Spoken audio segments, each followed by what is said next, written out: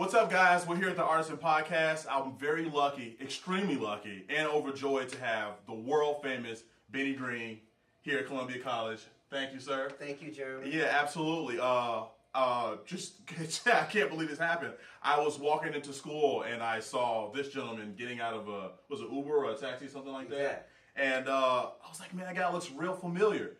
And then he came in. I was like, are you Benny Green? He's like, yes, I am. I'm like, well, shit, this is amazing, man. I had no idea you were going to be in town.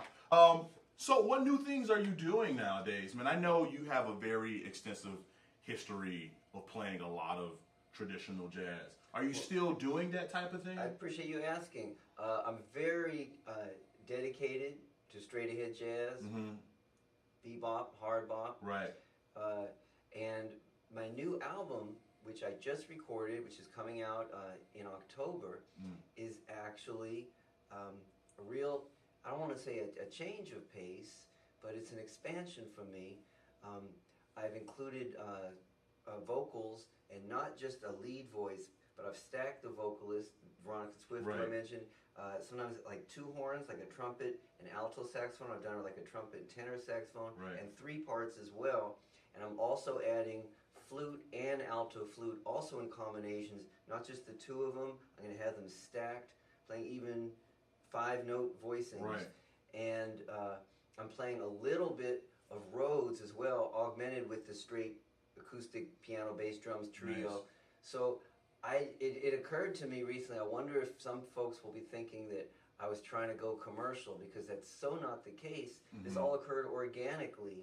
When I began working with this vocalist in the past year, we recorded her new album, which is coming out on Mack Avenue this winter. A lot of it was just taking the top three voices of what I play on the piano. Like my piece naturally has a shout. It goes.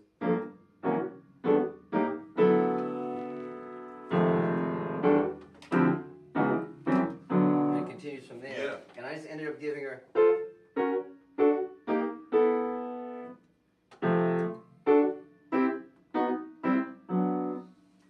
And then the three voices. There's things that a human does with their body as an instrument. The kind of vibrato and little nuance she puts in there.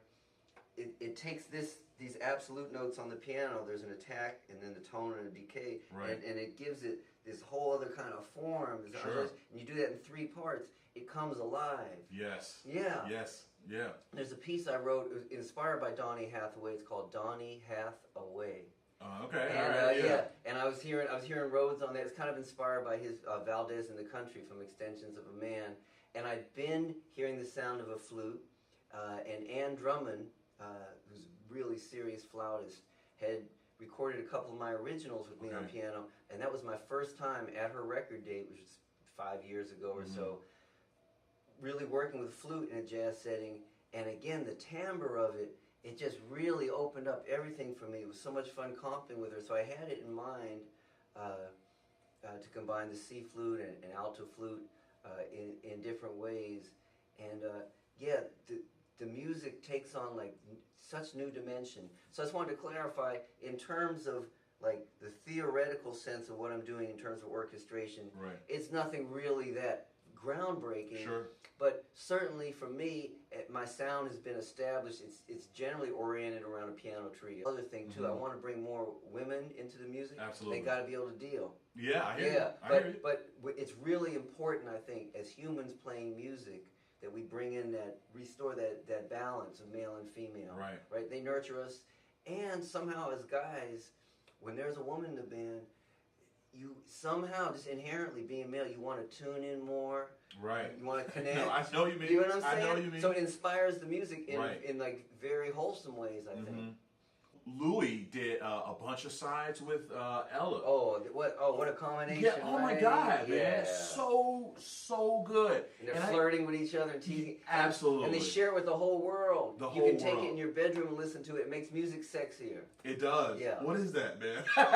it's good. Nature. It's nature, man. Because jazz has it's certainly become over the years, a boys' club, if you will. Sure it has. If we look at the history, the cornerstone of recorded jazz is perhaps the Louis Armstrong Hot Fives and Hot Sevens, and you got Lil Hardin Yeah. playing On the piano, keys, yeah, throwing man. down. Yes. So there were women in the music when it started, and somehow over the years it's gotten very male and instrumentally oriented.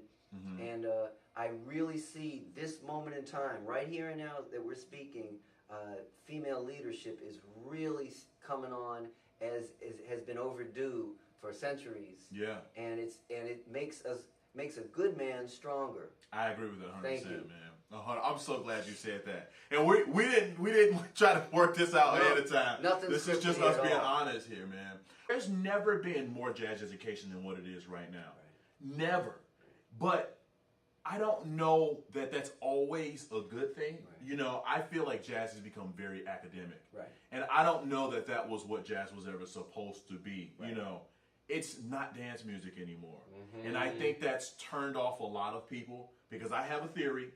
People will find a way to shake their ass. Period. and the minute they don't, they'll hire a DJ. So Dig, I'm right in tune with you because, you know, and no disrespect to any directions, but we're shooting from the hip here, okay?